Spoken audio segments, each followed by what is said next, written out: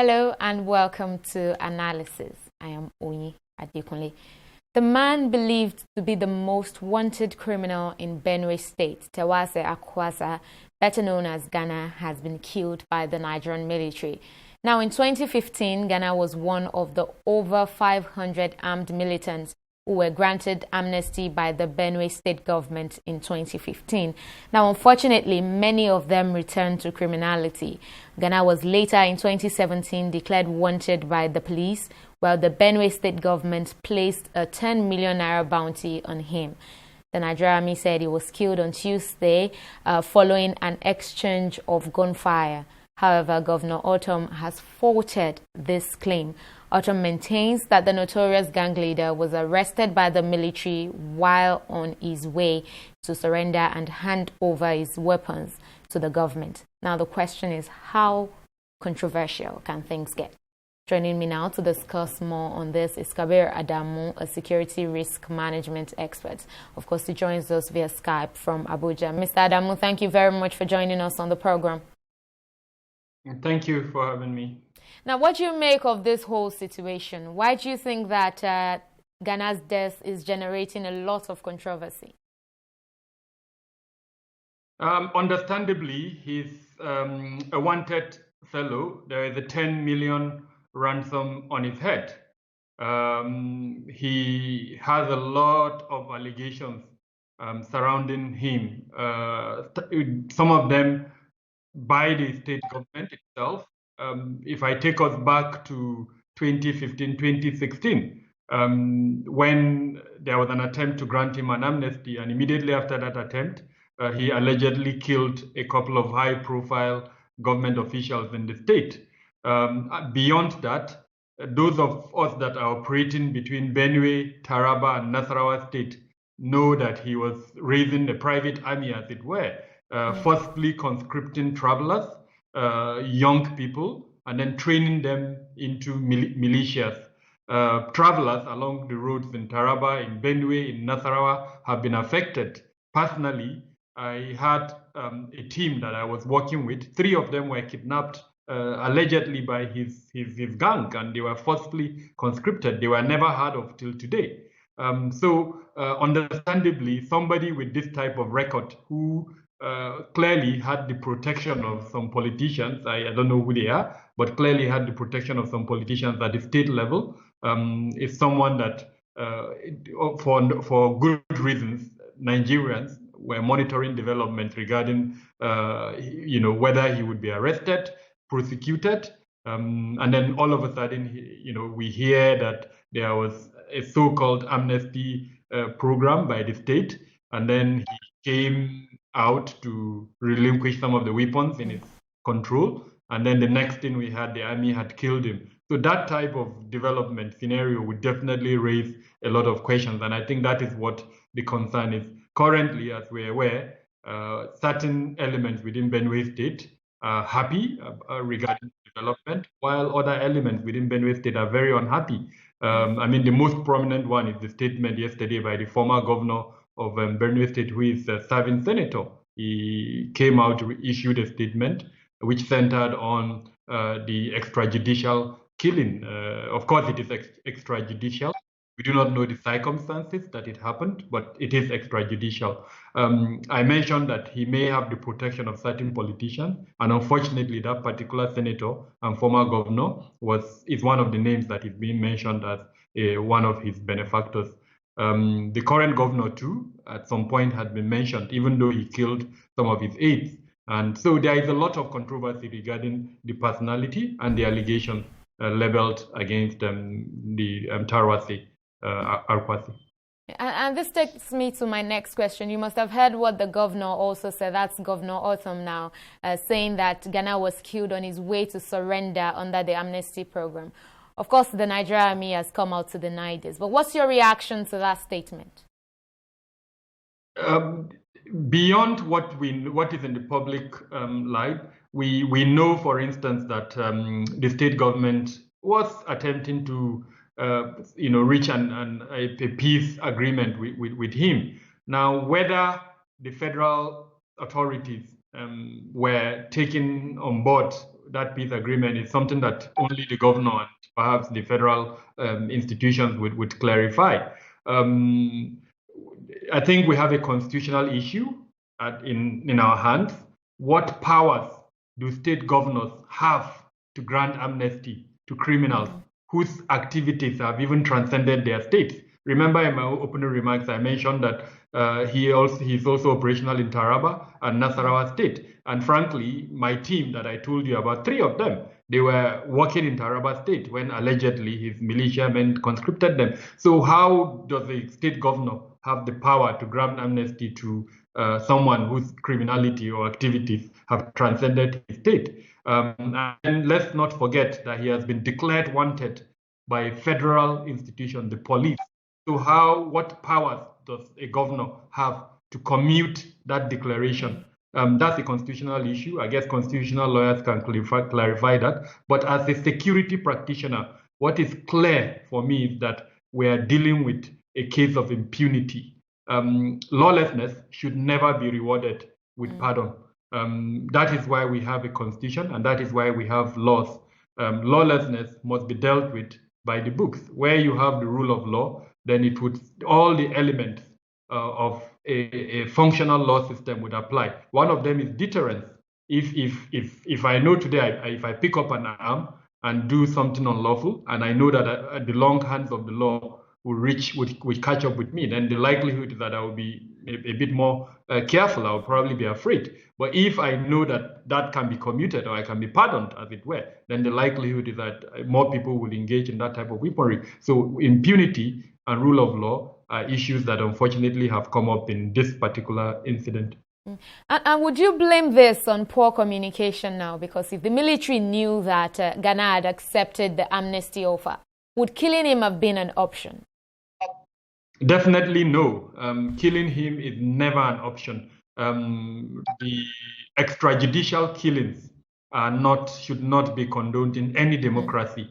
We do not know the circumstances that he was killed. The military said there was an exchange of gunfire. The version by the state governor and other persons that we've spoken to suggest that he was being transported willingly to the state capital.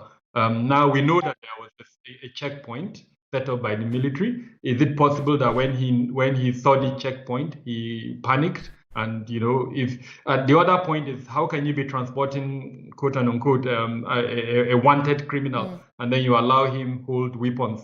So there are several questions, surrounding it. I do not think there's an absence of communication going by, and I mean we have to respect the state governor. He said he presented the issue at the state council.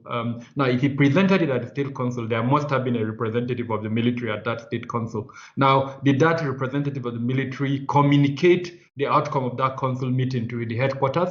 If they communicated it, was it circulated to the other military units, formations in both Nasarawa and Benue State? Let's remember that this particular unit that allegedly killed Ghana came from Nasarawa State, not from Benue State. So there are a lot of questions. Knowledge, I don't think it's an issue. Based on the facts available, the military should have had the knowledge. Whether that knowledge was communicated to Nasarawa State and other states, that's something that only an investigative panel will find out. And that is what brings me to my next point. I think, given the circumstances, we need to institute immediately an investigative panel to find out what happened. And the objective of that panel should not be just for this particular purpose, but to bring an end to extrajudicial killings in Nigeria. I want to refer us to a visit by Agnes Callamand. She's the UN Special Rapporteur on extrajudicial killings and other crimes. She came to Nigeria last year in August and submitted her report after 3 weeks investigation in September, precisely on September 3rd. And her report is very instructive. She alluded to the fact that Nigeria is sitting on a keg of gunpowder because of extrajudicial killings, that the kind of reports of extrajudicial killings she has received. And she mentioned the case of the indigenous people of Biafra.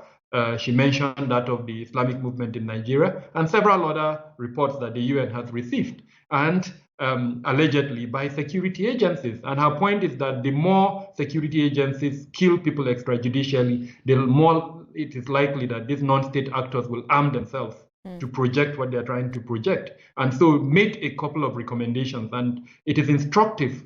I hope the Nigerian government is listening to this, that they look at that report. The good news is that she actually submitted the interim report in September and gave Nigeria till June 2020, this year, for Nigeria to look at her report and see how they can implement her recommendations. She also referred to a previous visit by her predecessor in 1997, where he submitted a similar report like hers. And unfortunately, his recommendations were not looked at. And she now, frankly, warned Nigeria that if we do not correct this, then we're sitting on a keg of gunpowder. And that is where I stand. No form of extrajudicial killing is excusable. The second point, which is very important, is I've listened to a military spokesperson referring to Ghana as a terrorist. That, I think, is the mistake. The current act on terrorism, the 2011 Amended Act, gives only the Attorney General the right to declare any individual or group a terrorist. No, not the military, not the police, not anyone in Nigeria. It is the Attorney General of the Federation. If the military thinks an individual or an organization is carrying out terrorist activities, their own is to gather evidence, present it to the judicial arm of government. It is now the Attorney General that would declare that person a terrorist. It is not in the hands of the military to make that declaration. Now, we need to respect the law. That is the point I'm trying to make. There is no Nigerian, irrespective of whether he's wearing a uniform, that should be above the law. If the law says these are the procedures, then the military should follow them. I understand you clearly. Mr. Adamo, please, we'll have you hold your thoughts here. Let's go on a short break, and when we return, we'll continue this conversation.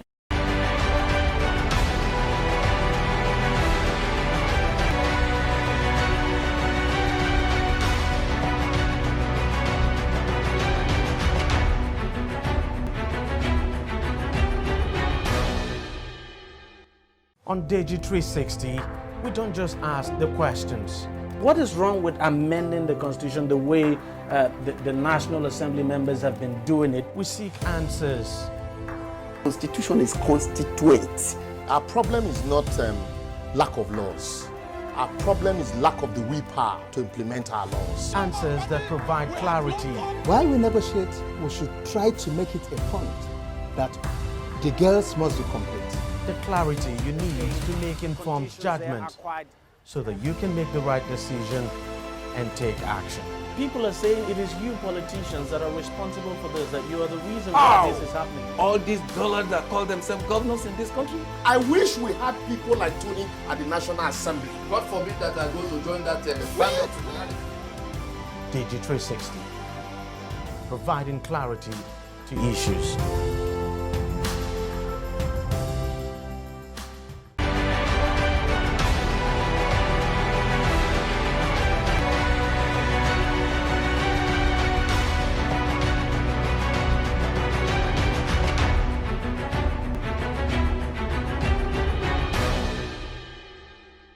Welcome back. You're still watching Analysis on TV 360 Nigeria. If you're just joining, we're still discussing the circumstances that led to the killing of the man known as the most wanted criminal in Benue State, Tewase Akwaza, better known as Ghana.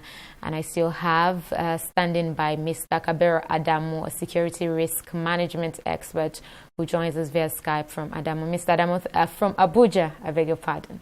Mr. Adamo, thank you very much for staying with us. Now, let me just go straight and ask you now. There seems to be no harmonious relationship between some governors and the military. You recall that attack on Borno governor's envoy some weeks back, and he insisted that it was an ambush by the army. Now we hear what Governor Otham is saying again about Ghana's killing. How dangerous is this for Nigeria's fight against insecurity? It is a wide gap in our national security architecture, the absence of coordination between the federal and the state authorities, as it were. And frankly, it shouldn't be. As alluded by Governor Otham himself, he presented that issue at the State Council.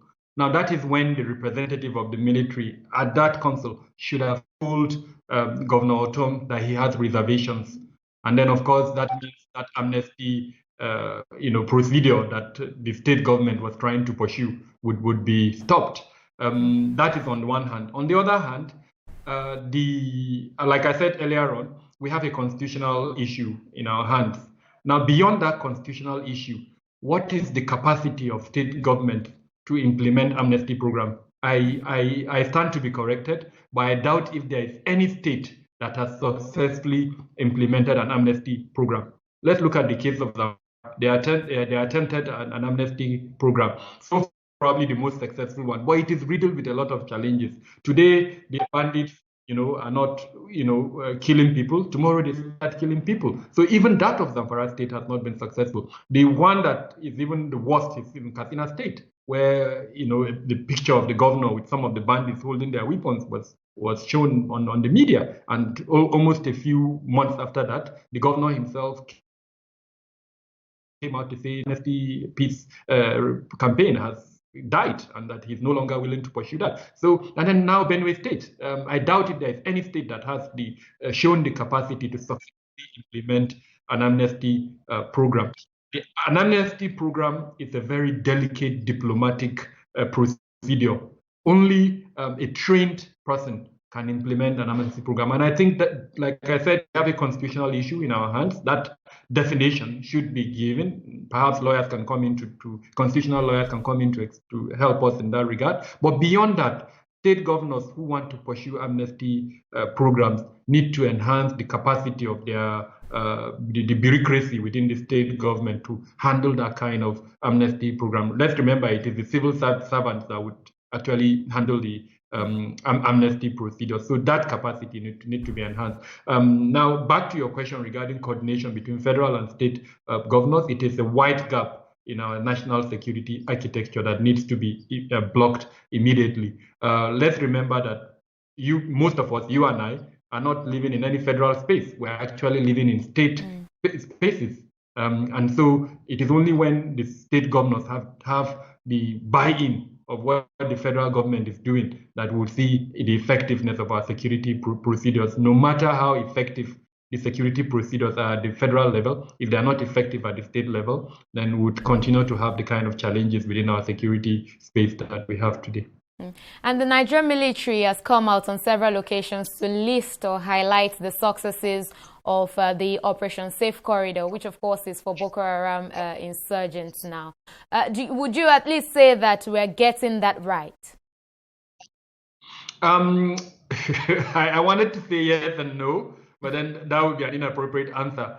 Operation Safe Corridor is well documented under Nigeria's counter-terrorism strategy. It was presented at the UN, the highest body, the UNGA General Assembly, and they studied it and endorsed it. So it's an internationally recognized counterterrorism approach. However, how are we in Nigeria? Are we complying with the tenets, the requirements of what is known as countering violent extremism, which is an aspect of this Operation Safe Corridor? Operation Safe Corridor is subsumed under countering violent extremism. The objective of CVE, countering violent extremism, is to stop the terrorist group from recruiting members into their gang. And it is only when you stop them from recruiting that you can actually end terrorism. If they continue recruiting, then it will be a cycle of warfare. So to that extent, Operation Safe Corridor is well recognized internationally and endorsed actually. However, how are we implementing it in Nigeria?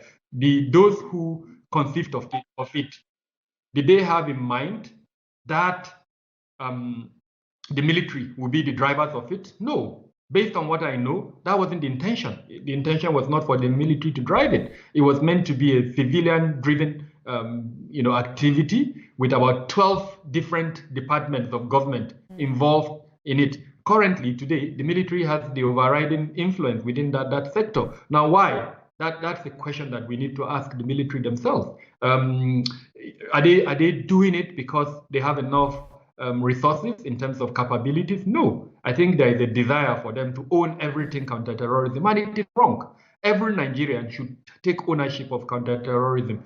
The media space, journalists, everyone, you and I should take that ownership. I mentioned that there are supposed to be 12 departments involved in the Operation Safe Corridor. Unfortunately, because it is so opaque, it's not transparent, we do not know if those 12 departments are actually, by departments, I mean ministries, departments, and agencies of government. We do not know if those 12 are currently involved. All we hear is the military giving pronouncements from time to time about the progress and they're making in it. So perhaps an independent evaluation of Operation Safe Corridor by researchers and other technical expertise would allow us to know whether those that conceive of it, the idea they had, is what is being achieved at the moment. And lastly, before I let you go, you said earlier about Ghana that he was allegedly training some members of his militia. And now that he has been killed, of course, you also said that some people are happy. It's even obvious. Some people are happy. Some people are displeased about his killing. Now, with this situation on ground, do you think that there may be efforts from some quarters to want to revenge? And how can we prevent that from happening? By ensuring the rule of law. Ghana had protectors. I'll use that word loosely. Someone armed him, and a sister channel of a television station, a national television station, him, where he alleged that he requested for 1 billion naira to start the lawlessness that he was doing, and he was given just 700 million naira. That is an intelligence that should have been investigated by our security agencies. Who paid him that 700 million naira? What is the objective of whoever it was that paid him that 700 million naira? Unfortunately, he's been killed. So we probably cannot have answers to this question, except if someone somewhere has the answers. But as far as he is concerned, that is wasted in intelligence today. Beyond that, how do we stop this?